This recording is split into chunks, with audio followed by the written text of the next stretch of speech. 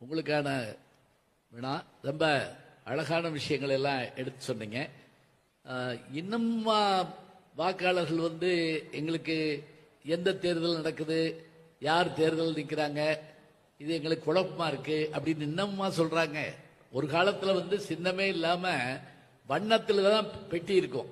மஞ்சள் பெட்டின்னா இந்த கட்சி, வெள்ளை பச்சைன்னா இந்த கட்சின்னு இருக்கும். ஏன்னா அந்த காலத்துல கல்வி அறிவு குறைவா இருந்தது. இன்னைக்கு எல்லாருக்குமே எல்லாமே தெரியுது. அப்படிங்கிறப்ப அந்த குழப்பம் இருக்கும்னு நினைக்கிறீங்களா? கண்டிப்பாக இருக்கும். அதற்கு சான்று கண்முன்னே இருக்கிறார் ஐயா சீமான் அவர்கள்.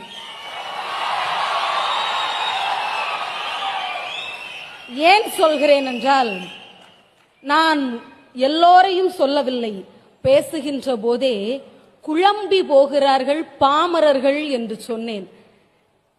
சமீபத்திலே தேர்தல் நடக்கிற போது சீமான் ஐயா அவர்களுடைய கட்சி குறியினுடைய சின்னம் சில மக்களால் உணரப்பட முடியாமல் போனதால் பல ஓட்டுகளை தழுவக்கூடிய ஒரு சூழல்